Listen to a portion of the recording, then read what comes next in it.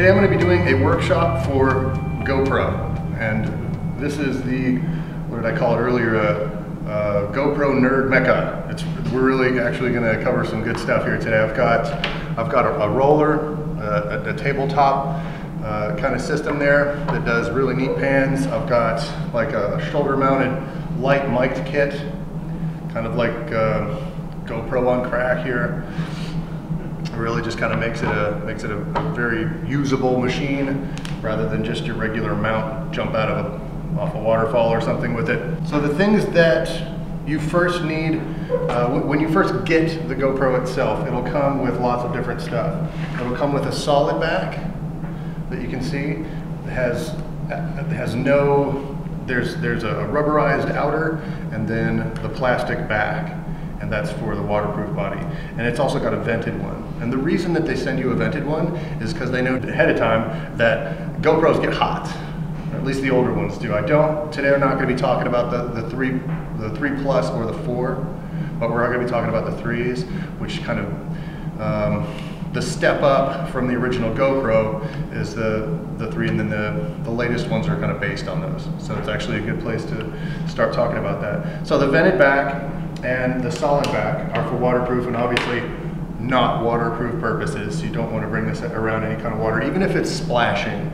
Right? The GoPro is small, it's nimble in that way, but at the same time it's also very susceptible to just being forgotten about in your hand as you're walking around. You can fit it in a pocket or whatever. If you lean over and it drops out into the water or something, it's done. It's not waterproof outside the case. You will also have a couple of sticky backs. All right, use these sparingly, and by sparingly I mean I've actually never even used mine. I should, but I never have.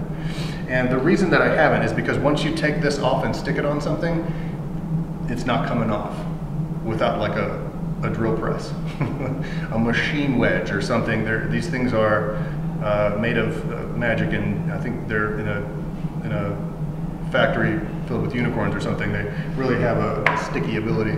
I actually saw somebody with a helmet cam get caught in the rafters. He was doing something in his garage, get caught in the rafters, and the ladder shifted and he hung.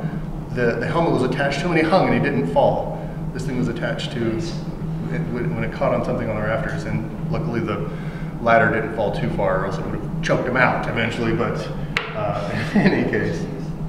Cool thing about these is to note is that they aren't closed. They're not on a closed system.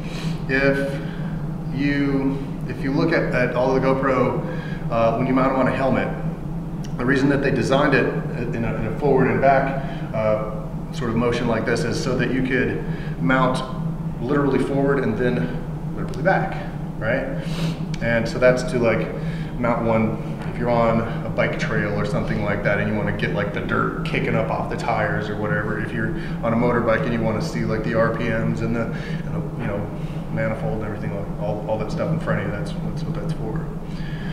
So it'll also come with what looks like a nose plug, all right? And it might actually be kind of confused for a nose plug if it weren't for this little divot in the front. All right, that's actually where it's supposed to fit.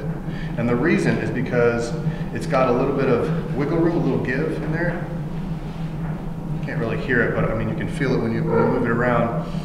The way that the mounts work is you press in and slide forward, and sometimes they pop. Oh, this one's been in here so long it's stuck. Who's got muscle in here? Do that. All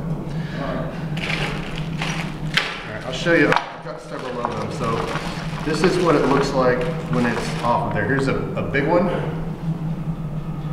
All right, it's got a longer sort of curly cue there, and there's the small one, which is the one that comes standard with it. All right. Now you'll also note that there's a little nut that sits in there. This is the bane of the entirety of the GoPro design. This is so annoying because you'll be pushing the screw in there, the bolt through the 3 sliders, and it'll pop it out. And you know, I mean, the whole point of having a GoPro is that you can do these sorts of things in the field, on a boat, on a mountain, or wherever the heck you are. And that one little screw, that one little nut that pops off there, that's going to prevent you from locking the camera down. If you lose it, you're done, right? So really, really be careful whenever you're sliding this thing out. I've been lucky in that I have actually never lost one. Right? I've been really, really lucky, but I have seen them pop out and I've been able to recover them. So just keep that in mind. That's just a total design flaw.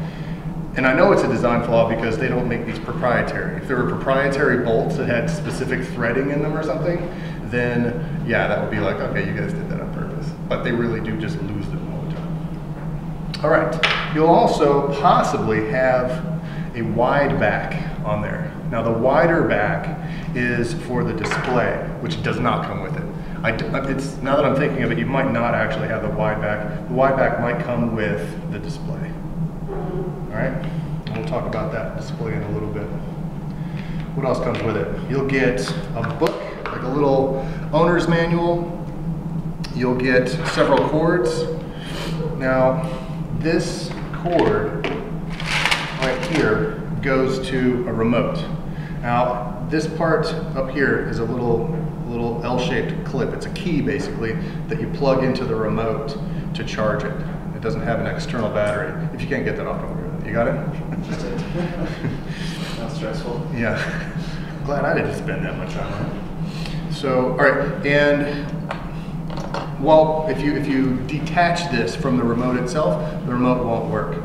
Only when plugged in does it work. Now the remote also has a keychain attachment to it. It has a wristband attachment to it in case you're surfing or something and you've got a back mounted or a board mounted GoPro, whatever, stuck to the whatever you're riding on or in or over top over, whatever, so that you can turn it on and record. And it actually gives you confirmation of that recording, lets you know that it's going, and that's through the Wi-Fi. The GoPro 3s and beyond are Wi-Fi capable. We'll talk about that too. It's got an app now and everything. So, but in any case, that wire will come with it, and the USB to mini USB will come as well. Now on the GoPro 4s, I'm not sure if they've changed from mini USB, but I think they're probably phasing them out. I mean, every 5 or so years, you'll see a whole new generation of plugs. Everybody has to catch up. So that cable does come with it. It is not only the way that you interface the GoPro with the computer, all right? It's also the way you charge it. Now, before I go into the caveats, I'll actually just continue talking about what comes with it. But there are lots of interesting little caveats to the GoPro. You also will get the housing. Now the standard housing is just like this, all right? It's got a back door. Now the back door pops off. If you hold it like this and pop it like that, that's the easiest way to pop. You can't connect it this way or straight on. You have to kind of come in at sort of an angle like this, kind of almost an L, but slightly obtuse, about like that. That's your angle, and you'll see it when you get up close to it. But the easiest way is to come in just like you came off, kind of like heel to toe, instead of going straight in and pushing like that, which causes the most pressure. And you'll hear it pop, and then it'll lock in place, and you can kind of ensure that it's in place by swinging it a little bit, ensuring that it's there. Now to close it, it's a little bit tricky. It's tricky on purpose because they don't want you to, it pops open and while you're underwater, you're all done. So closing is pretty easy. What you do is there's a little hook that links up to this latch. There's a lip that extends beyond the back. You link that over, you pop it down. To open it though, it's a 3-step process. You need to have the camera, the actual lens of the camera on your left and facing away from you. Then you take your thumb, like a hitchhiker, only like no bueno, thumbs down. Put your thumb into the latch and push this way, and at the same time taking your index finger and pulling up towards your chin. All right? All right, so thumb, and it slides over to the right, by the way. So thumb in, finger up, and it does actually have 2 little white arrows for that. One on the thumb portion and one on the index finger portion. So to sort of guide you. Just popping that up open. All right. So that is that. It does come with one battery, and as I said, it does not come with a charger. That's one of the bad things. But the power rating on the batteries, I think, is like a 3.8 volt battery. So if you get up to, like, say 4 to 4.5 volt charger, which is what the iPod charger is, the standard iPod, you really have to make sure on these, though, make sure it's not over 100 milliamps. The amps are what will fry the battery, not the volts, really. Within the voltage is a lot more, what's the word? A lot easier to get along with, okay, electronically speaking. But the amps will fry it out quick as can be. But you can get away with one of these, or you can buy the, I don't know, $50 to $75 proprietary GoPro charger, or $5. It's up to you. It's going to do the same job. It'll also charge right in the laptop or computer through the USB. All right. It does not come with any additional attachments, but it does come with mounting hardware. Like I said, 2, possibly even 4 of these sticky ones. You'll note one's flat across, and the other one has a bit of a bow to it. Can you guys see that? That's for the helmet. You can also, if you've got like just a crappy watch or something, you can just stick one of these to a watch and mount it various ways. I mean, if you're going to do some skydiving and you want to have that guy here and point into your face as you scream and your face fills with wind, and you know, you can do all kinds of neat stuff with that. And it will also come with, as I said, one of these guys. It might even come with an additional bracket. The brackets are cool because not only do they extend beyond the normal grip, but you can angle the camera in different directions. All right, so I'm not going to unscrew that right now, but if you have several of these guys, you can go this way with it. You can also go this way with it. So essentially, if you put however many of these you put on there, you can get basically 180-degree swivels, right? And possibly 360. I mean, of course, 360, you just have to turn it around and get the other 180 degrees coverage, right? So that's that. You can also mount these to like a car or something. The extended one with the loop-to-loop, you can mount right to a car, and you know, and this would allow the GoPro to be turned from this direction as it would normally mount to, you know, this direction, instead of just being facing the car or just the outside or whatever. It'll actually be able to turn this direction. So that's the other benefit to the various brackets. All right. And I do have the remote here. This is what the remote looks like. I've quite literally never used mine. They're useful. I'm sure they are for like surfers and stuff that, yeah. But I've never used mine. So in any case, that's what it looks like. There's a little strap for a belt or a piece of Velcro that you can put it on your wrist.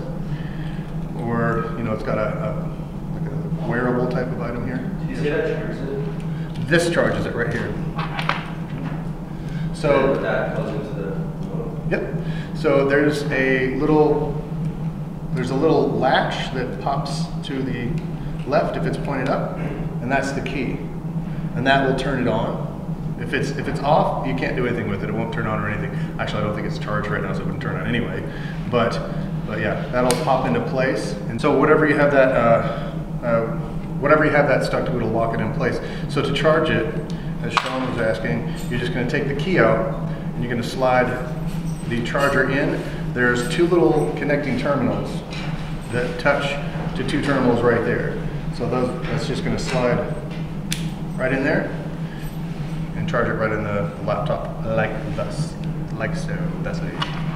All right. Actually, I'm surprised I had that.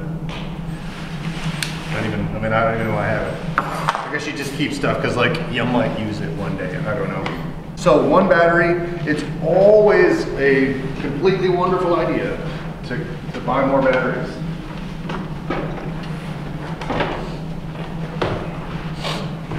Now, I went out and bought 1 additional battery for each of my GoPros. So I have a total of 4. So what that means is if I'm only using 1 for a shoot, I have 3 extra batteries, right? Now I've numbered them 1 through 4, all right? And I use them in that order, all all right? So what that means is, once you're out of battery on one, you don't use number 4, you use number 2.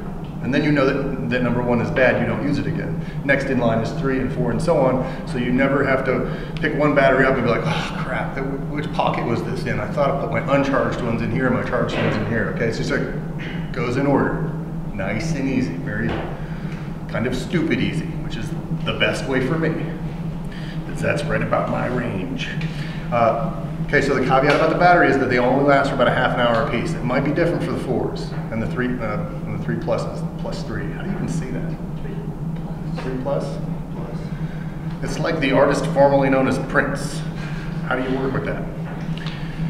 Just make it a 4 and then the next one 5, something like, or 3.5 or whatever.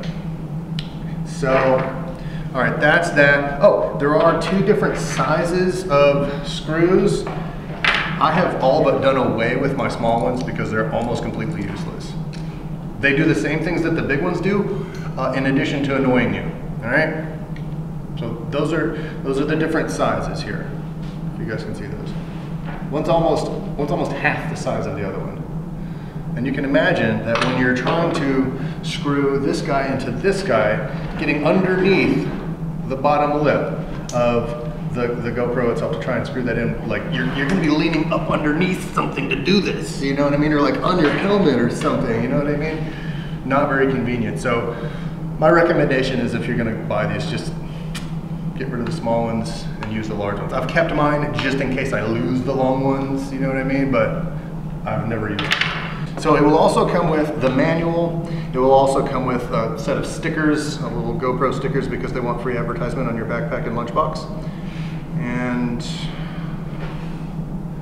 remote, battery, a few connectors and screws. It's got the vented and waterproof backs. It's got the main housing. Oh, plates. Let's talk about plates. GoPro is not very convenient as far as plates go. If everybody can see this, this is one of the plates. It's not attached to a tether. It's not got any kind of grip on it. It'll fall off and you'll lose it. Oh, but they sell extra ones for 30 bucks a pop. So in any case, that, and there's really nothing holding it in place other than pressure. That's it. Right? It's got a tiny little thumb spot for you to stick a thumb or a paper clip or something in there and pop it out. And that's it. You don't actually have to have these. Okay, as long as you're using the waterproof bodies, you kind of don't even need them, because dust, water, etc. will not even get in there. But if you're using the vented back and it's moist out or it's dusty, you're done, right? You're gonna get stuff in there that you'll never get out again. The battery pack is probably even more annoying, if that's possible, than the side plate, all right? Now the way that you do this is, this time, instead of the lens facing forward, you're going to face the lens towards you on your right shoulder. So the lens is going to be here, all right? And then what you're going to do is take your index finger on your right hand, and the slider to release the back plate, the plate release slider, comes on your right when it's facing in this direction. So you take your index finger and you come down this way, all right? And you'll notice that what that does is it kind of blocks the plate from coming up. All right, that's on purpose, because there's nothing really holding the plate there either from falling. So what you do is you pop it to the to the right, and then turn it over, and having your hand underneath it to cup in case it falls, you pop, and what that should do is pop it right and lean it right against your knuckle. So if it's still vertical, it'll lean right against this knuckle here. Everybody see that? And then you can, and that'll prevent it from falling long enough for you to turn it over and then have it fall into your hand, like so.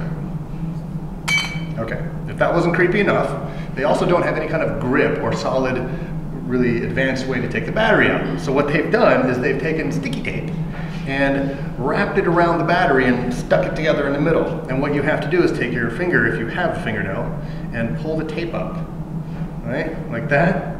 And then, once you've got the tape up, you wiggle it out. It's amazing technology in these things. if you think about it, it really actually is amazing technology, because we'll get into the specs of them in a second, but all of the specs and all of the technology takes place in this tiny little bunker here, and the battery is actually larger than the processing unit in these things. You know what I mean? So like, it's actually quite a bit. But it's still weird. Are these all available for us to use? Are they what? Available for us to use? We do have them. I'm pretty sure we don't have the 4s, but we might have the 3 pluses.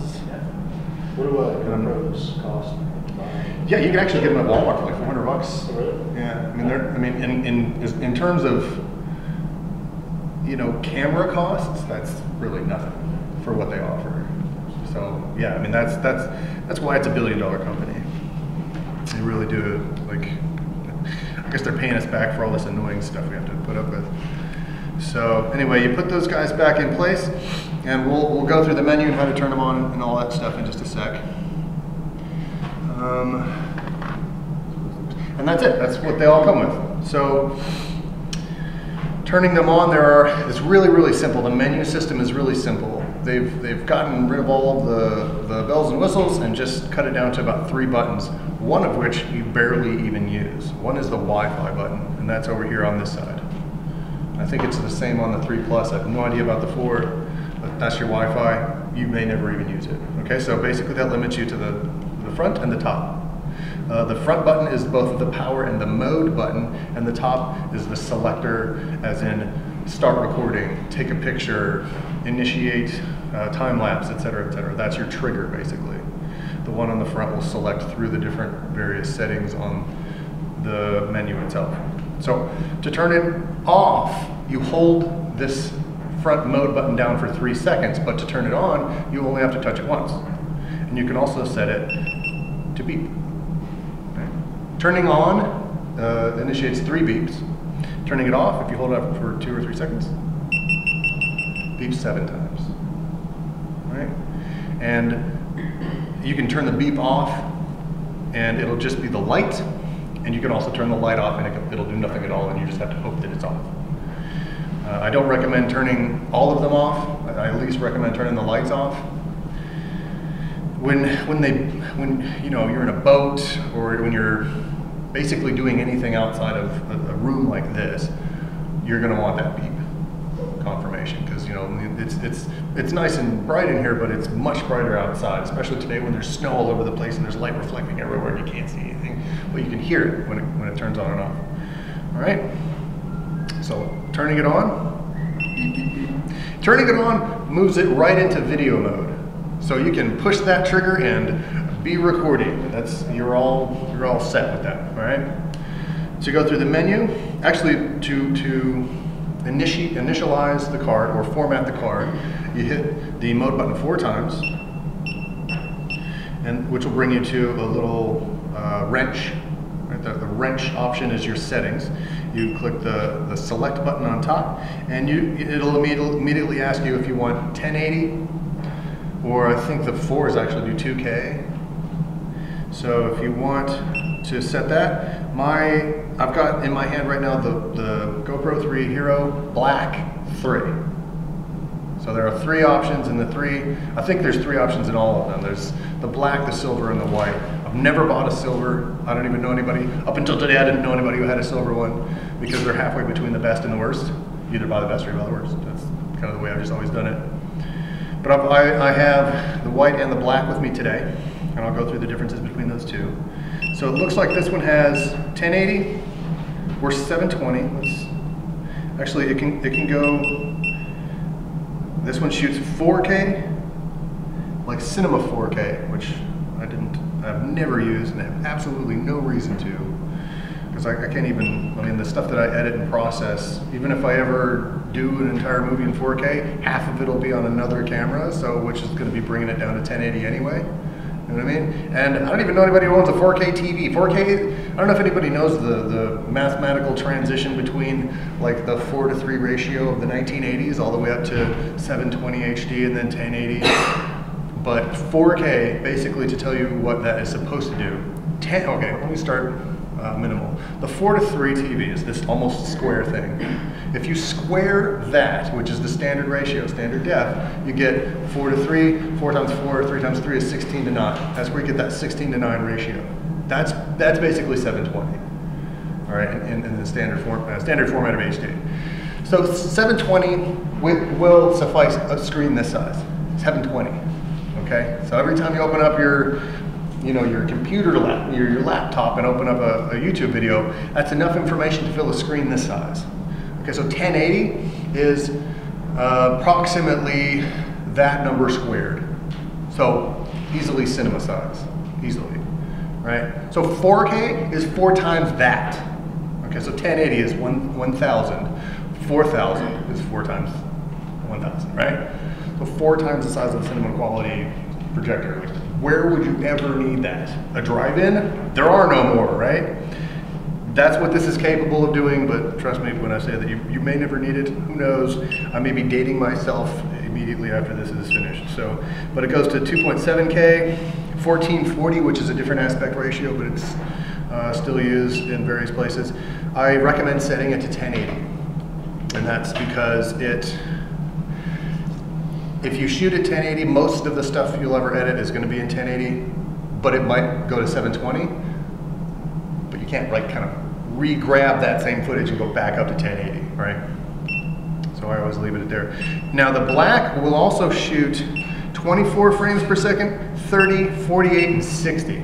I set mine to 30 for standard. If you go up to 60 frames per second, that's shooting the action stuff, the race cars, the snowboarders, skateboarders, you know, extreme sports and stuff. That's your 60 frames a second. If you go down on your resolution, if you go down to 720 though, I think you can get up to 120 frames per second. All right. There are software programs out there that will take a 720 and bump it up to 1080. It's gonna be a weird jump and you'll lose some quality, but you will get that 60 frames per second if you really have to have it. That's an option for you. Yep. But if you film at 1080, you can always go back and convert it to 720. If you film at 1080, you can always go down. Yeah. In fact, you can do that automatically with most editing software, but it's going to take specific software and lose a little bit of quality to go in the other direction. So, it's a good question. All right, and 30 frames per, and then you'll exit out of that. Now, the GoPro Hero 3 Black, it will allow you to shoot at 12 megapixels on video. You can go through there though and select. That's your wide, so you get almost 170 degree, almost 180 really, but it's 170 degree area that you cover on those. So while it's good coverage and all that stuff, what you're going to kind of lose in that is it's going to have that aberration on the side, kind of look like a fisheye. They do a pretty decent job, especially in the later ones I've seen.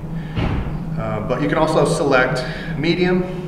So that's the wide. You can select 7 megapixels wide, 5 megapixels medium.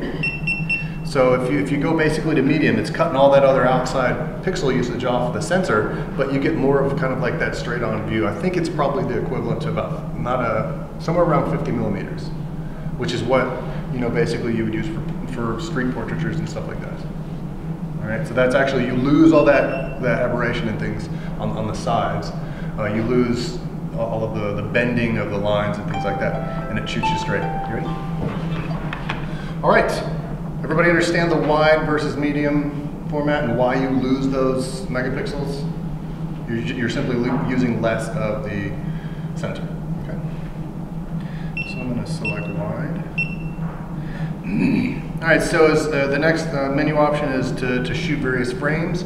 How you shoot those frames, you can set your camera. This is also just a general still camera. Whenever you click the shutter, you can set it to take 1, multiple, and if you set the multiple, let me go back.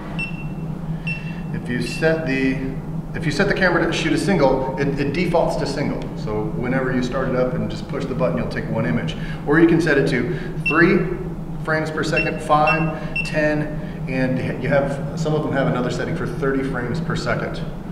And it only shoots for 1 second.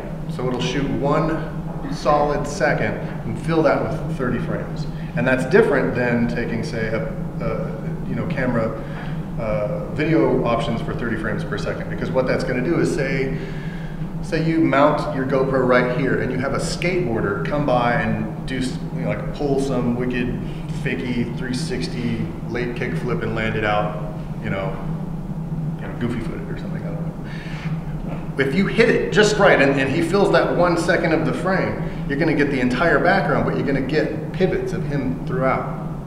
You can take these images out of the camera, slip it into the laptop, and you can make one large image, which the background's going to be the same the entire time, but you're going to have the skateboarder in there. You have 30 different options to play with. You don't have to use all 30, but you can just layer that individual in at as many different places as you want that give you enough variation for a good shot. And so that's like one of the key items that makes this popular for extreme sports enthusiasts and things like that. You also don't have to mount it still, but that's kind of what it's designed for. Drop it. So I'm going to set it for single. And in the per second option, you can do 30 for 1 second, 30 for 2 seconds, 30 for 3 seconds. You can do 3 frames per second, 5, 10, and then 10 per 2 seconds. 30 for 1, 30 for 2, and 30 for 3 seconds. All right. So if I want to take that skateboarder and I know his trick is going to be long, say he's got a grind in the middle of it or something like that, and he's going to fakey out or something with a, like, I don't know, K grind on the nose, and then fakeys out with like some kind of a pop trick at the end. So you can get the beginning, the grind, and then the end, and that's going to be a whole 2 seconds. All right. And that's your multi-camera, multi-shot still camera option. The other one, by the way, you can go and use your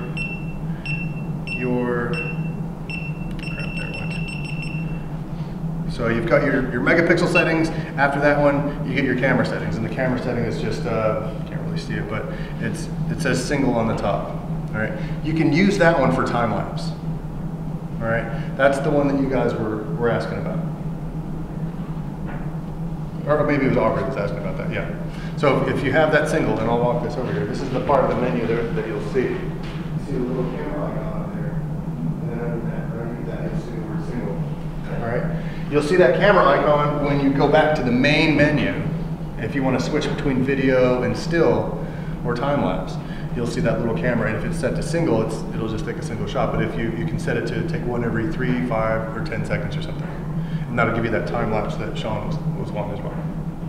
So walking through the forest, watching the sun. GoPros they do really well at doing that auto. So all the changing lights and stuff like that is really popular for doing time lapse. And if you have a large enough card, like a 32 gig card in here, then it'll, you can set the thing going for, you have it once every 5 seconds, 5 times however many will fill up the card. All right. Next up is your timer. You can set it for, say, 2, 5, 10, 30, and 60 seconds. And then most cameras only have up to, I think, 20 seconds. And the reason that this has a 60-second thing is because GoPro knew that you'd be standing on the side of a cliff. All right, so you mount this thing on a cliff, and it takes you 60 seconds to swing over and do this really dangerous maneuver and get over here and do your selfie against the rock face or whatever, right? So it's got 60 full seconds before it trips that shutter. And I know that's how you're going to do it too. Probably. All right. So that's just a delay. You can also do camera settings. Now the camera settings themselves aren't. It's basically asking you how you want to position the camera. So there are various mounts. There's a chest mount. There's a head cam. There's suction cups. There's all kinds of different things. If say you have the suction cup. All right, and you're in your car, and you and your buddies are doing some four-wheeling or something, and you're rooting, I think as they call it these days. The kids, they go crazy. And you're in your Jeep or something, and there's only one way to mount it because the rear view mirror is sitting there, right? Well, you want to get everything, so you stick it there, and you have to turn it upside down. Well, the GoPro has a setting to flip the actual recording style that it does. So instead of having to turn your camera over, the GoPro will flip the image upside down. And that's what that's asking you. All right. It also can focus on a spot or centered option, which I have it set on. I have it set to focus basically right in the center of whatever it's pointing at, and it does a pretty good job of autofocusing in most cases. The next option is basically only in use for very specific uses. There's the video timer camera option, but I'll cover that if you guys want to know about it. And the next, and I think last option is the loop. So if you know that you're going to be recording for quite a while and you're like plugged into a continuous power source, it'll loop. It'll continue to record back on itself. You know, whether or not you use that is up to you. Pro Tune is not even worth mentioning. It's a very rare item that you would ever use that. And then you eventually get to the exit option. And does everybody know NTSC versus PAL? Okay, NTSC versus PAL basically is depending on where you use it. So the US system in the West, basically most television is, I'm pretty sure it's NTSC, if I get that right. I think we're in NTSC, and overseas it's PAL. I've never used anything other than the default. Of course they're doing that right now. Why wouldn't they be doing it? I can't wait till they start drilling. In any case, you kidding, right? Party on the roof. Yeah. Right over top of me, right? They probably have no other place on the roof that they're doing stuff. Right here. So, okay.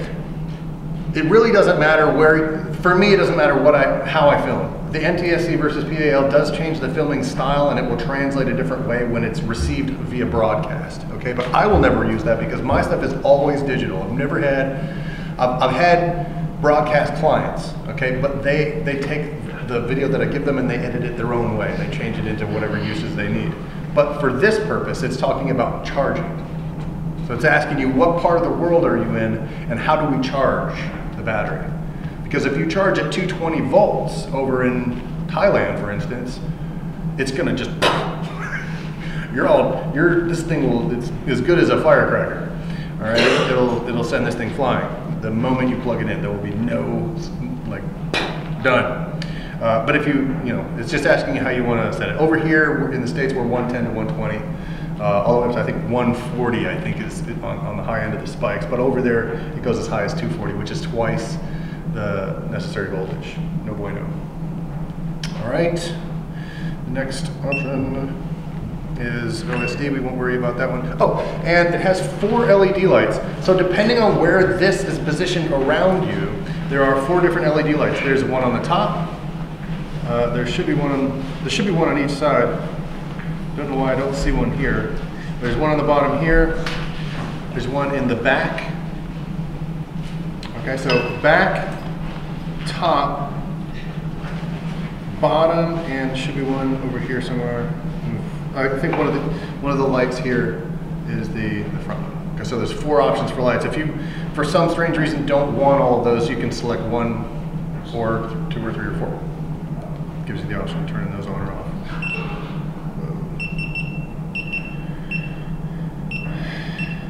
Alright, what I just did was I turned my Wi-Fi on, and I'm going to hold the Wi-Fi down to turn that off, and it'll beep 7 times to turn off. Now you can also change the sound. You can change the beep to off, 70%, or 100%. It's up to you. I'm going to leave it at 100 so everybody can hear when I'm doing stuff. But if it's annoying to you, then it's annoying. Don't worry about it. All right, and also you can set the date and the time and all that stuff. And you can easily walk through to do that. All right. Once you get to exit, it'll pop back over to video camera. Now all you have to do to switch between video and still and time-lapse and all that stuff is the button right up front, that mode button. All right. To initiate it, just hit the top. Questions? That's the boring stuff. Thank you for sticking with me through that. Now we can have some fun. Yes? How long does it usually last, like once you start filming something? Good question. Let me volley another question first. Are we talking about the battery or the card space? Battery. Okay, battery's about a half an hour no matter how you use it. On the video or time lapse. If you're shooting stills or sort of like every 5-second burst for time lapse, like if you extend that time lapse to say 10 seconds on the hike that they're going to do or whatever, it'll last. How long do you think? You've probably done Yesterday it. we did, I'd say 3 hours, 3.5 hours. Oh, okay. On time On lapse. 2-second interval. Okay, there you go. It's probably, having said that, that's probably just how long it took you, and it would probably last longer than that, right? No, it died just before we hit the car. Oh, so We did have to 2.5 hours. Real life example right there. I've never done that. I set a time lapse. I do all the math up front. I know how long it's going to take and everything. I don't leave anything to chance. They had a sort of an open project where they were hiking. Didn't know how long the hike would take and things like that. So I'm interested to see those, by the way. I'm uploading, importing right now. All right. So the first one is the default. It goes right to video, then it goes to stills, then it goes to single or multiple time lapse option, and then it goes to the timer, and then it goes gives you the option for the menu, and then back to video. All right. So that's your quick toggle. All right. I'm going to turn this one off. This is the black, and it does not have a card in it. I don't think it does not. I normally have 32 gig cards in there. Does it warn you when the battery or I think so. You can set it to warn you or not. Okay. And your battery life is going to depend on whether you're using the remote or not. If you have your phone paired with it through the Wi-Fi as a remote, it drains the battery a lot faster than the regular remote does. Yeah. Connecting it to Wi-Fi. Yeah. All right. So that's actually a good time to transition into the app. Now the app, I've got about a minute and a half on that, by the way. We'll just do it now, or should we wait? I'll wait till it goes off, but I got to reset the thing anyway. All right, so the app looks about like this. You can go to GoPro.com from your device, all right, and the app will come up and it'll go through a menu. Now, what you have to do, what it's going to do when it opens up, is going to try to sync together with your with the GoPro body itself. And so what you have to do is hit the Wi-Fi. When it gets to this page, and I was going to walk through this with you guys, then you hit the Wi-Fi and turn the Wi-Fi on, and you'll have a little blue beep come up. And then I'm going to hit the continue button. So it's going to be searching, it says searching for cameras. And this one is going to be sending and receiving packet signals the whole time. Still searching. And this actually might not work. And if it doesn't work, which seems to be what's going to happen, because I'm touching it. In that case, what you're going to want to do is plug your GoPro into the USB and plug the USB into the laptop and do an update. They have firmware updates all the time. GoPro is always updating stuff, adding new features and stuff like that. And I've never actually done an update on mine. It's not a good idea, all right? So that's another thing, if you rent a GoPro from the Gear Locker here and it's kind of funky, doesn't act right or like as it should, spend 15 minutes, plug it into the computer, go online to GoPro.com and check for any updates. All right, and that's probably why it's not syncing up, because the app is newer than the latest update that I've done on this, undoubtedly. All right, so we won't walk through that. Maybe I'll just I'll go through it later and record what I do, and I'll have that available for you guys if you're interested in it. All right, so that's that. I thought I turned you off. Yeah, okay. Good practices for keeping your stuff nice. Now I have 2 polypropylene Velcro bags, for lack of a better description. Little containers. It's got a little belt clip on there. My camera, other than for the purposes of doing this workshop, my camera is in use or in this bag. All right. The reason is you don't want to scratch this. The whole point of having this camera is to get video. If you get any kind of nick on there, scratch or whatever, you're going to have to get a whole new cover. I've never actually seen somebody order just this front plate and screw it into place. I don't even think they do that. Maybe they do, but it's a giant pain in the hiney either way, because you don't, anytime you're ordering something, you're down. You're not filming, which is boring.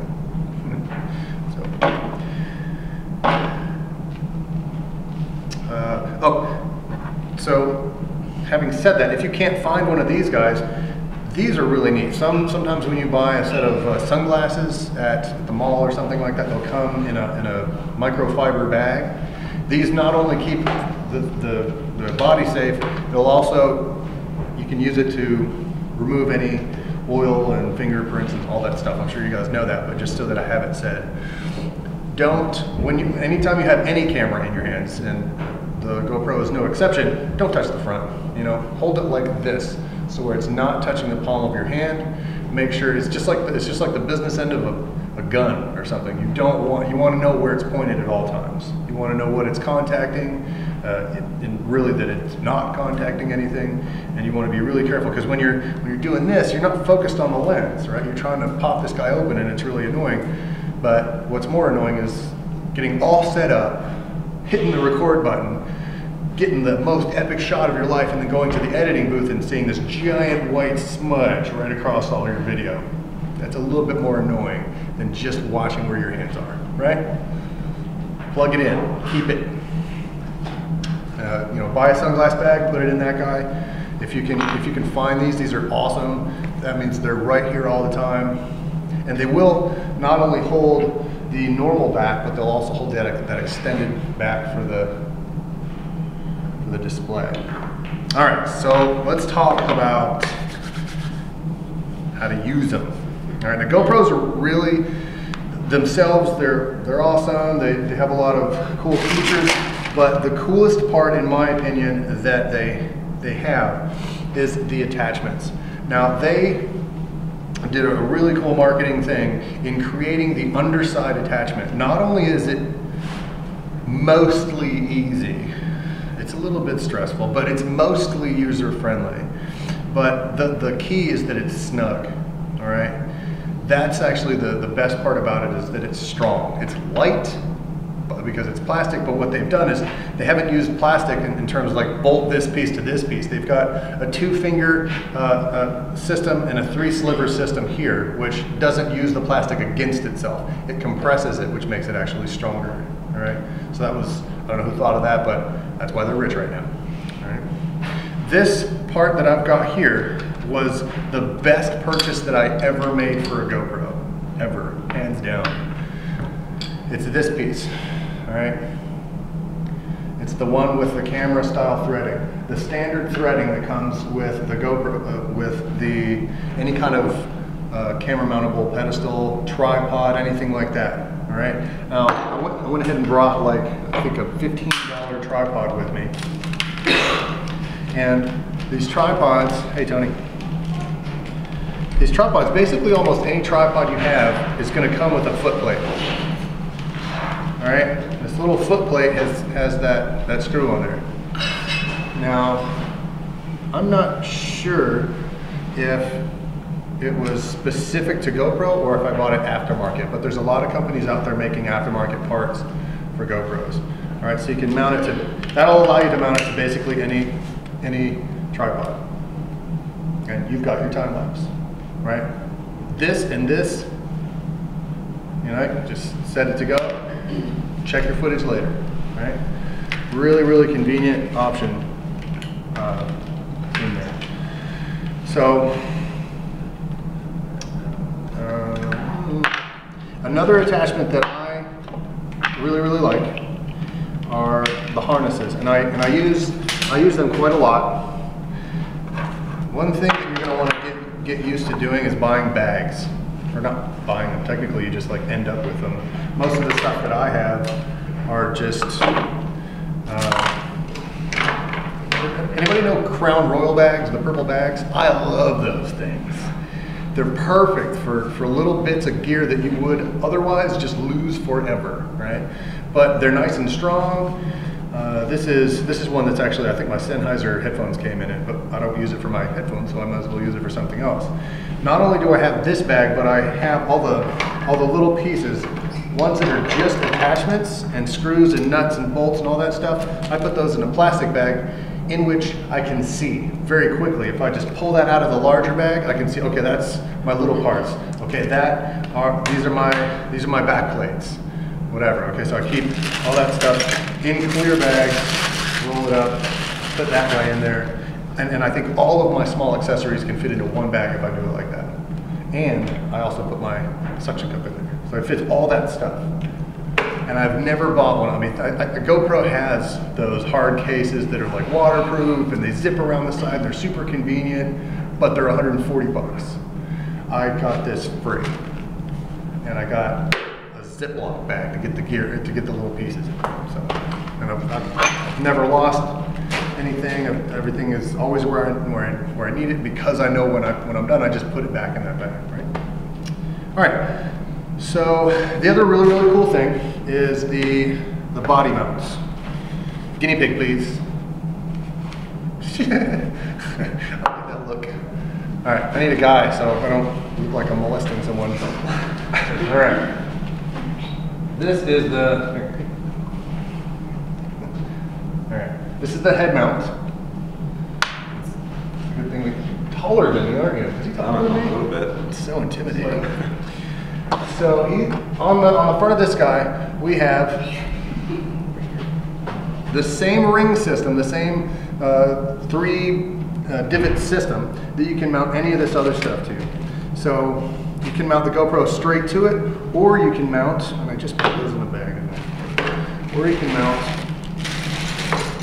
an extended piece to it like one of these guys, right? If you wanted to say, if you're parachuting or paragliding or whatever and you want to get your feet, right?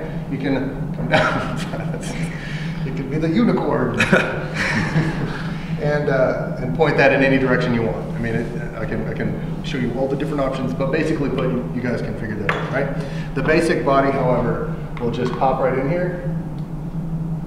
Really appreciate you doing this, Tony. Yeah, no problem. Really annoying. And that's basically what it is. I mean, it'll fit. It's made to fit over helmets because on the inside, as Tony will note, is nice and sticky. So if I do this and wiggle it around, it's not going to go anywhere. It sticks to hats and helmets and all kinds of stuff, and that is to kind of replace the sticky one, because these are permanent, these are temporary and multiple use. Come on in. All right. All right, thanks, Tony. Yeah, no problem. This one is the body mounts, and not only can you get away with multiple ones, but this one is great for four-wheeling, snowmobiling, basically anything where you just don't want your hands on the camera. And it looks a little bit like when you're putting on a gun holster, like in the 1960s detective movies. Snaps together in the front, and I've put an extended, actually I have an extended curly Q here, and that's because the small one, if I were to snap this one in place, all right, instead of this one, I wouldn't have any wiggle room. It would only be able to go forward, all right? And the difference, and I'll pop that off and show you the difference, I think. I'll show you this one. All right, so the difference is, if you guys can see, right, that's as far back as it'll go. So basically it'll never be able to be pointed straight forward. So you actually, this doesn't come with the system, so you're gonna have to buy this separate anyway. And this one will allow it to get that full range. All right, so straight down, in case I have a shoe tying tutorial, right? Or straight forward. I can also turn it upside down if I'm doing some kind of skydiving or something like that. you know, the parachute shot flapping in the wind and stuff as I fall horribly and violently to my death. That would be a good one to catch, right? I would want that playing at my funeral. All right, wouldn't it? Horror, capture it all. All right. I don't know how much this costs in the States. I bought mine in, I think I got it in the one place in Borneo where they actually sell stuff, in this little mall. But when I bought it, it was something like 40 bucks. Is that about right? It takes a little bit to wrap it up a certain way and put it back in here. I'm gonna just hope I don't leave it there when I leave. There's that. Now, let's go ahead and talk about this guy. For the most part, when you have a wide, super wide angle coverage, like the GoPro is capable of doing, you don't really have a lot of camera shake. All right, you can actually hold it like this in your hand if you've got nothing else, and it does a pretty good job. There's also, like, it looks a little bit like a golf club. You can kind of like surf or snowboard or something and point it at yourself and kind of do this number. What's it called? I like the boomstick. Boomstick, probably. Yeah, there's probably some slang term for it. Oh, a speed pole. Oh, speed pole, yeah. You can really kind of make your own stuff. I haven't made any of my stuff other than, I mean, I'll talk about a couple of things that I made that weren't necessarily specifically for the GoPro, but I can say that, where did it go? I can say that all of the stuff that they have doesn't necessarily have to come from GoPro. Basically, this is what you're looking at when you're talking about that ski pole or whatever. This is pretty much what that is. You kind of point that back at yourself and do this thing. This one, since I've got it in my hand, is super cool because what it'll do is mount to this. And what this does is all kinds of other stuff. You can take one of these guys. It's basically a rubber sphere and a bolt, an aluminum bolt that ties to it. Now, I had two, but I took one off, and it's permanently mounted to a military style Alice pack that I've got.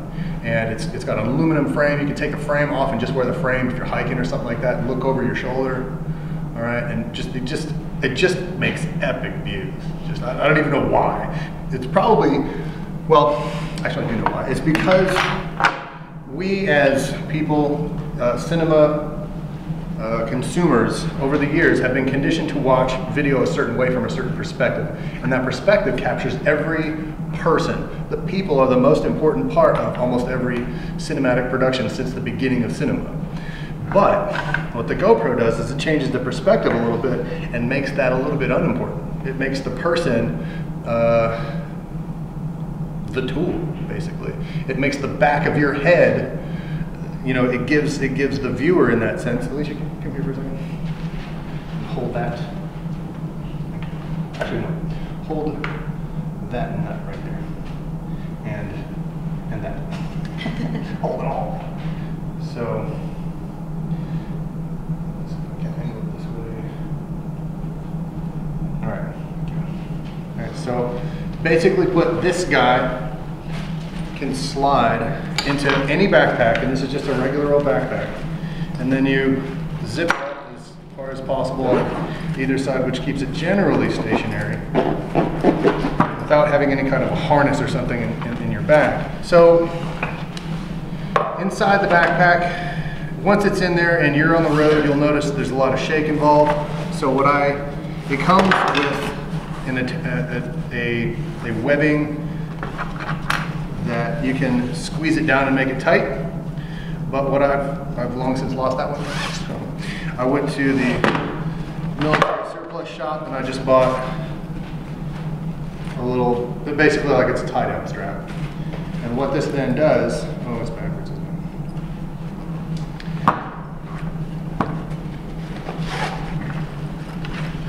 What this does, if you're paying attention, is sets correctly over your shoulder, one or the other, which you can choose.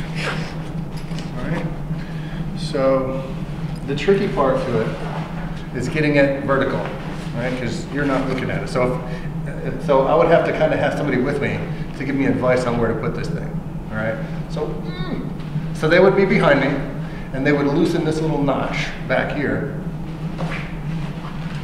And they would say, okay, it needs to be higher. And I can tell just by looking in my periphery that it needs to be something like that. So we'll try to do that.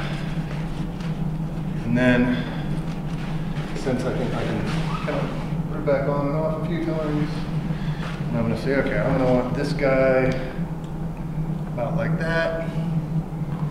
GoPro to be about like that. Put it back on. Check it out. Okay, that's definitely angled wrong, right?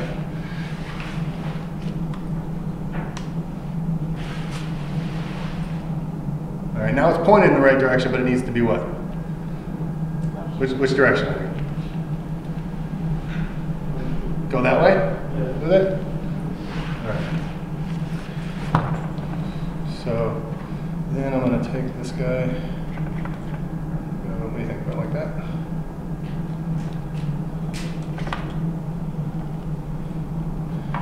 Also,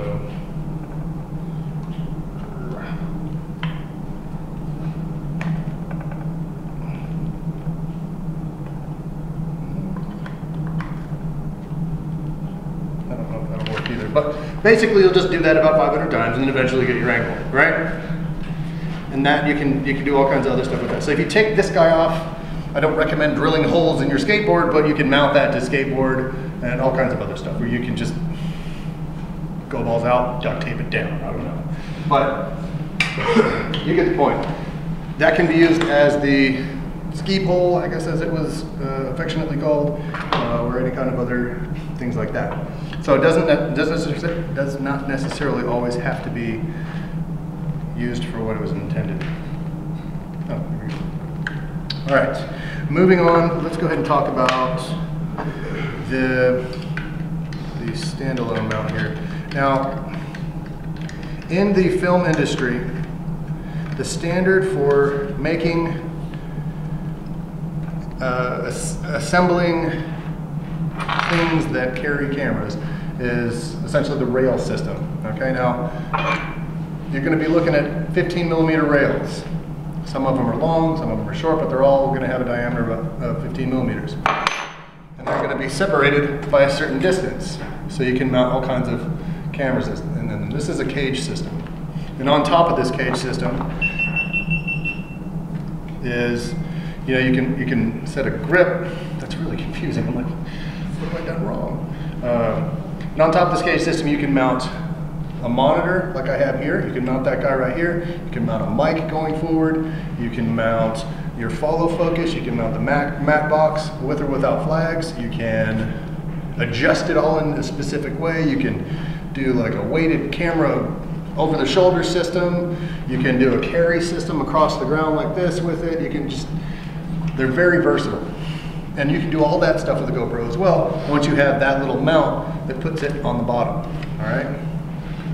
So instead of all of that, I've taken the grips off and the shoulder pad, and I've created this. Nice and bright. Power of the sun. Yeah, a couple. I won't do that again, don't worry. Alarming though, isn't it? If you're in a if you're in a cave or something, and you have, or you're just in a low light system, doesn't really matter, and you just need that extra light, you can mount a light here, all right? GoPros typically are not used for their audio capture quality, all right? They do great video, but when it comes to audio, they lack, okay? But it's not the electronic portion of that capture that's bad, it's the mic. It does a fine job of capturing audio if you have a good dedicated mic that's powered outside the unit. Now I've got a semi-cardioid mic mounted on the side here, just like the light is on the other side. And when the GoPro itself, I think the new ones might actually come with a mic input, but the 3 body, where did I put my camera on?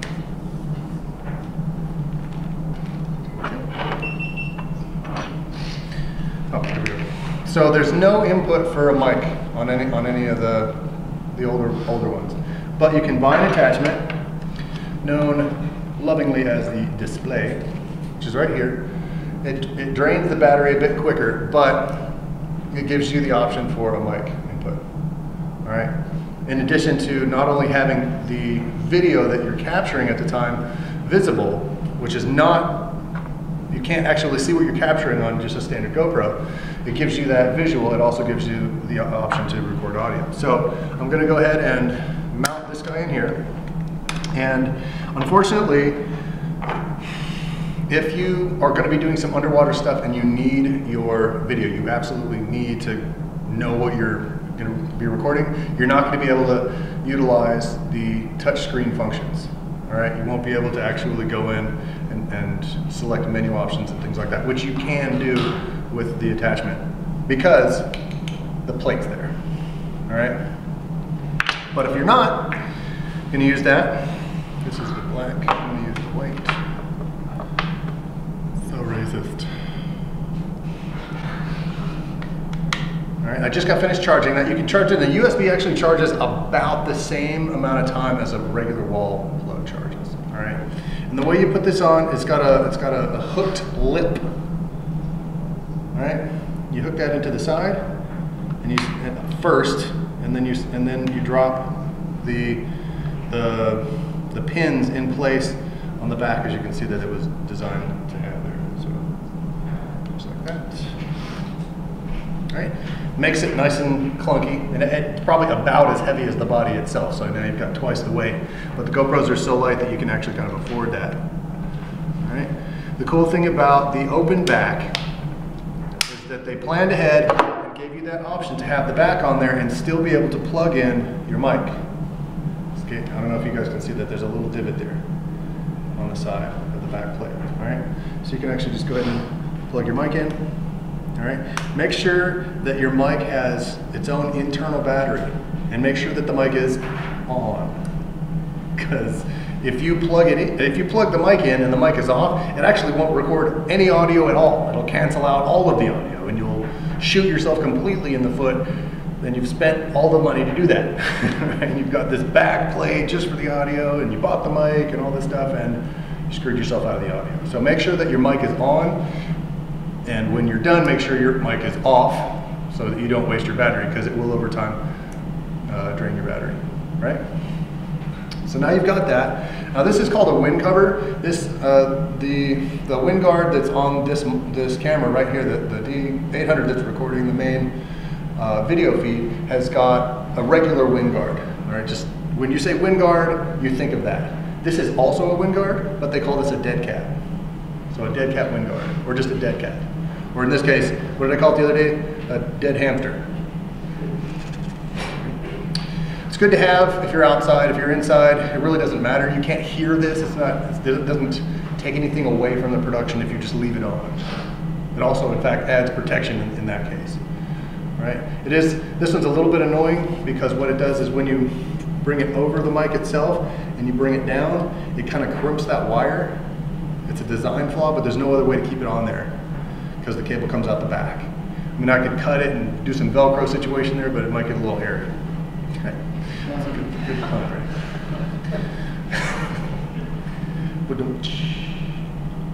All right. So turning it on, just push that once. Or no? Oh, it's already on. Oh, it did? Yeah. Okay. So the audio's in. Now, as you can see, you've got a visual panel of my lovely mug. My mama always said I've got a face for radio. Makes me cry sometimes when I'm alone in bed. So anyway, you've got that guy, and it doesn't, the panel, since you guys can't see it, does not have an audio option. It doesn't tell me if I've got high or low audio. I think it's all auto. I don't think there's an option within the camera itself to set manual auto settings. So I think it's all auto. So one thing you don't have to worry about. The cool thing about auto is that it won't let your audio spike too high. It won't cancel it if it, you know what I mean? If it's in manual, if in the audio that comes in too hot, it'll just be like, you guys have heard that, like the audio that's like tops out and it just kind of scratches your brain is what it feels like. You know, it's just really annoying. But in any case, you've got this guy here, and if anybody wants to just walk around the room with it, it's kind of a cool experience. It's like being a fish. So somebody come up here and do that. so I'm not the only one touching stuff. Well, we got a brave soul, Tig, from across the pond. All right, and while he's annoying people by putting that in their face over and over again, ready, go. All right, now as he's walking, it looks a little bit more comfortable than just holding it like this, right? GoPro does make a little pistol grip, so you can do that. And you can mount other stuff on that pistol grip. You can pretty much mount all that stuff. You can mount the GoPro to the center. You can mount a light on the right and a mic on the side and still have that pistol grip right here, all right? So for mobile journalists out there that want to just do street photography and like, you know, send something out to Cop Block or whatever, like, you know, you could have a nice little system. On the side, let me grab that back from you. Pretty cool, huh? Yeah. You didn't turn the light on. I was hoping you would blind people. One more shot. Hey. So, it's really annoying, isn't it? You can put a strap on here, and I should probably go ahead and do that. Nick, do me a favor and grab me this Canon camera right here. Yep, grab it from the top. The top of the camera. Okay, thank you. All right, so this is a neat little loop system that Canon designed to get the strap nice and snug on here. You can disengage that from, basically, it's not just Canon. I mean, basically any camera strap will act and initiate a lock in a similar way. But you can take this guy off, and I'm going to do one and hand this over to somebody else who will get the other one for me, and be a nice person who volunteers to do that. Thank you. Just take that strap off. And what you can do is loop that around these sides, the side of the rail that's exposed there. Turn that off. All right, everybody see that blink? It blinks, for those people that came in after I said this, it blinks 7 times for off and 3 times for on. All right, so this isn't uncomfortable, and it's certainly not going, I mean, because it's based on your shoulder, and your shoulders do the least amount of pivoting, your hips, while you're walking, do the most pivoting, right? And if you have something attached to like the center of your body, or you guys seen the Steadicam vests? This guy like lumbers along with this giant vest, but it's got like this mechanical sort of snake arm coming off of it. It's the primarily the weight is rested on the upper torso. But if I had a little foot that sort of leaned this way, my breathing, my heartbeat even, like everything that you can think of that happens in your body, like most organ function is right here, right? And it will be translated in some way to your camera. So the shoulder, which doesn't have any organs anywhere near it, it's all muscle and bone up here, is nice and steady when you walk, all right? Can you do me a second favor? And initially retie one strap there and then one strap there. And make sure they're not tangled sideways. Thanks. So as she's doing that, we'll talk about something else. Speaking of steady stuff, there's several companies have come out with a gimbal style of steadying device, and this one's called the Steadicam, all right? And no matter where my hands are, all right, it basically stays level. As long as you don't bump it with your thumb or whatever, it's always going to be level, all right? Pretty neat, all right? This is what I was suggesting for you. So it's got, I'm not sure if it's supposed to be this, that guy snaps into place there, the pistol grip snaps into place there, but when you pull that off, it also gives you sort of a, maybe an unofficial way to keep the weighted system pointed in a certain direction.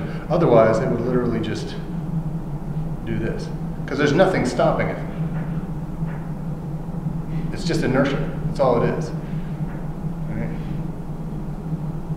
And if you think about it, if you mount that on some sort of a thing that you know, once it's balanced and everything, it'll give you like a perfect smooth pan.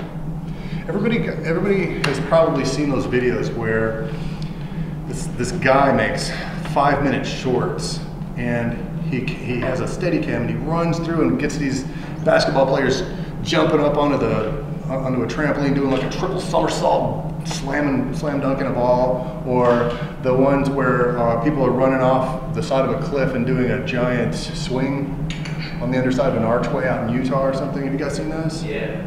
What's his name? Supertramp. Supertramp, that's it. Why he went that direction with the name, maybe he really likes the band. But he utilizes Steadicams.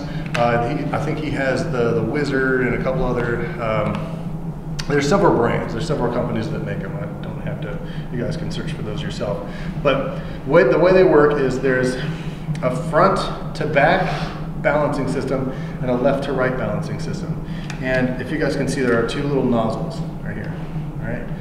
For this camera and a small housing, even the difference of just the back that sits on here, all right? You guys notice I did not touch the front. All right, so if we mount this guy on here, and by the way, Steadicam actually thought ahead and put an internal screw right into the side of the Steadicam mount, so you'll never lose that nut. It just screws right into the base. Thank you. As long as you can find the actual angle in which to slide this guy in. There we go. So once that's in there, what you'll do is you'll balance it. So even the difference between this one that doesn't have the back and that one that does have the display back, I'll grab that for you. Even that slight difference, you're going to need to balance this differently for that, all right? So to balance it, now this part, technically, I mean, when we look at that, it looks like it's kind of angled front up a little bit instead of, and back down, right? So what we're going to do is we're going to, maybe I'll bring it, let's see. All right, so I've gotten it a little uneven, brought the front down, so I'll bring it back about half what I did. And that's about right, I think. But I'm looking at it this way, and I'm thinking it's tilted a little bit to the right. So I'm going to try to bring it back to the left, and it gives you the exact, right on the side here, it gives you that information. I need to go the opposite direction, actually. All right, and that's about right. All right, so now it's perfectly balanced. And we'll continue to do that until physics stops it. All right? And that's balanced. That's pretty awesome. So I can walk around with this guy and put my thumb right in those divots back there. And basically, once you get the hang of it, you can walk around the room. It'll be nice and steady. No matter what angle you come down at, you can reach over or come back like that. Right? And you can imagine when you look at a shot like that, how nice and smooth. I mean, it really establishes the space that you're in, and that's one of the key things that GoPro does really well. Is they're all wide angle shots, so they establish an environment really well. It's less of a focus on the people and more of a focus on where those people are at, or any subject really. All right. The way that it balances is there's a gimbal here. It's a two-part gimbal. There's a rotating system on the front that is not conditioned for screwing. It just sits and rotates free. And then there's a circular one that attaches to the opposite polar angle to that one, allowing it to go both front to back and left to right freely. The other way that they balance it is there's a movable weight here. You can bring that back, and what that does is obviously throws it off. You know, if you want to really fine tune it and you've got several attachments up here, that's going to give you like a little bit more weight in the front. So if you're, say, shooting a dog commercial or shooting your neighbor's dog, you'll bring it, you know, forward a little bit, and it'll still be balanced, but it'll be angled down on purpose. You can also simply just angle the GoPro forward. All right. But if what you want to do is just, once you've got it level, you're like, nope, I really like that angle, I can just adjust this part and it'll go forward and back as needed. The most effective part is this weight at the bottom. All right? It's once it's balanced, it has the exact amount of pull that the top does, only on the bottom, so you can do that kind of stuff. Bad part about having so much distance, though, is once you do this, you can tell that the top, it lags a little bit. It takes a little bit of time to catch up. All right? And then when it stops, it does that number, because it's physics. That's what happens. You can't break those rules. But you can, once you get the hang of it, you'll pick up little maneuvers, and at the side of the pan, you'll know to slow down a little bit until you've stopped, right? And not just to stop so abruptly, which will give it some shake. Same thing on the start of the pan, or the dolly, or whatever you're doing. If you're dollying in, dollying out, which is called a push or a pull in cinematic terms. Yep. Can you increase the resistance on that so that it doesn't swing as much? Yes and no. There's a way there's another body, a smaller one. This one actually doesn't open right here, but if there were two holes open right there, you could actually slide that up and bring that weight up and then rebalance it, and you would be able to do that. But the reason that it has so much of that shake is because of that distance. There are other models that have a lot of weight down here because of maybe like heavier DSLR bodies and things like that, that will kind of do that. But this was like 120 bucks. You know, the systems that I'm talking about, the real big dog Steadicams, are like 500 bucks for the cheapest model. You know, they go up quite a bit. So in any case, if anybody wants to mess with this for like a shoot or something like that, it's up for grabs. I don't think we have these here to check out. So again, they're only 120 bucks. You buy them from Amazon. There are even smaller ones. There's one, it's the exact same thing, only this is crimped up a little bit, bent up for tighter spaces. And this is, for me, it's a pretty tight space, especially when you compare the other ones are, much larger. Okay, back to this guy. What I wanted to do here was show you the two different options. There's the shoulder option this way, where you can just brace it. You can also turn this over. I won't be able to see it this close, but if you turn this over and push it against your shoulder like this, right, you can see that I'm not grabbing the grips at all, right? Just pushing it right against the shoulder muscle there. What is that? Trapezius, right? Or you can take it off altogether and just use this, right? Push right against it, and it'll push right against you. And once it's balanced, you're good. You never even have to grab this at all. In fact, you can, if you had it balanced right like that, just, sorry. Oh God. Would you ever just get that every once in a while? You want to sneeze, but there's no way it's going to happen.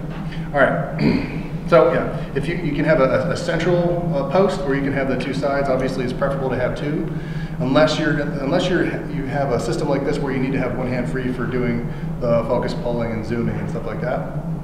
Basically, the GoPro is perfect for this. So you lean it right against your shoulder, and you can walk around, and it's nice and easy. This is actually better than having the shoulder pad, because when you bounce, the straight connection between the shoulder pad and the frame will translate into that video shake. But as you're shaking here, you're not. I mean, you can go up, down, left, and right, and it's all attached here. So, highly recommend that when you start putting your own components together, you think creatively about how to get rid of shake. It's all about having smooth shots. Anybody know why smoother shots are better? I mean, obviously you don't want to watch a shaky video, but there's another reason. If you have to splice stuff, it's easier to match it up.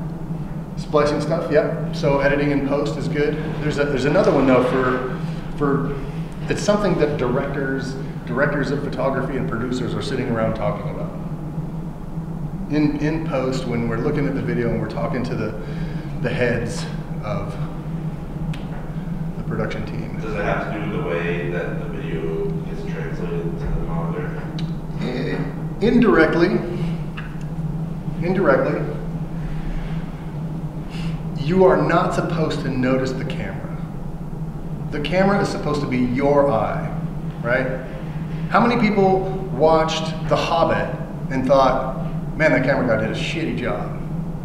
Or like, oh my God, he shaked. Did you see that? You see the way he shaked? Right? Nobody did that. Nobody. I mean, you're there. You're right in the middle of the battle scenes. You can shut that door, by the way. You look like you're like. And the reason is because they take copious amounts of time setting up rail systems, Steadicams, they'll edit in post, even the tiniest little jiggle they'll spend an hour on just to make sure it's fluid, and pans and dollies and pulls and pushes without even the slightest hint that there's someone carrying that camera. And make no mistake, every single shot someone is. Someone is either pushing a dolly, moving a crane arm, having some other kind of a jib mounted camera, or a steady cam, and they're carrying it. Guaranteed, right? It isn't just like some fantastical memory that appeared on camera. So that's the point. You want to make, and those subtle little shakes do that. Now, that can be used in the cinematic experience. Has anybody ever seen like a horror movie where there's a girl in the woods and the camera comes out from behind a tree, and then like goes back behind the tree? Right? That very subtly and subconsciously is supposed to portray the idea that there's somebody doing this. Never really does it, you know. Never really, you know. Maybe that happens, and then the camera, you know, cut to shot 2 on that sequence is, you know, you got the guy like poking his head around the corner, and then when he starts to descend back behind it, you know, you get that camera shot cut back into this shot, right? But in all of those cases, they're all smooth, you know. Even when you're supposed to have that sort of rocky feel, what they do is they still make a smooth shot, but they edit the rockiness in post. They add shake and stuff like that in post, if it's a decent production. All right, so that's one of the other ones. So we've talked about harnesses and mounts and ways to charge it. One of the coolest ones that I've ever done, and it adds the kind of quality to a shot that makes it feel like a, you know, $100,000 to $1 million budget. You know, are the nice smooth dollies, right? The nice smooth dollies. So everybody has seen a production where they've got like 5 guys pushing this giant 500-pound thing. Oh, there we go. Well, you could recreate that in smaller ways and much cheaper ways, and more importantly, by just doing this. For about 10 bucks, I created a very smooth, very small version of that larger dolly. Now, I chose wrong in my wood, and it kind of, it's been sitting around cracking over time, but it still provides smooth stuff. Now, I bought a single rollerblade at a thrift shop because that was the only one they had, and the guy was like, well, there's only one, so you can have it for a couple bucks, you know. And I went to Home Depot. He said it just like that too. Impressive, it's in my memory. And I bought an L bracket like this. It was like a 3-foot L bracket. I cut it into 3 pieces. I mounted one on the side for the wheels, one in the center to hold the fluid head steady. It's not even that balanced. It's like kind of really crappy made, but the point is that when the head is on it, it makes it heavy. And even though the roller blades are used, you know, you can tell that they've been used. Not very much. Clearly we weren't that focused on our fitness. Purchased those. But in any case, look at that. Right?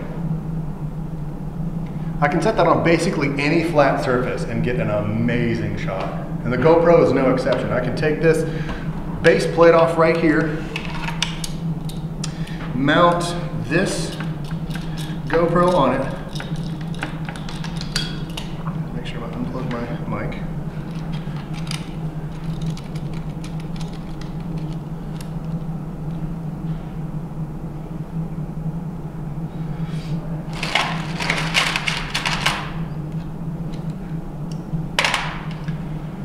slide that back into in place. That's called a plate, by the way, foot plate, base plate, plate. All right, and it will create the most majestic looking pans, you know, pulls, pushes, and dollies. All right, you can dolly in by facing this guy forward. All right, let's say I want to establish the power of like the strength or like whatever, like the authority of an individual. I would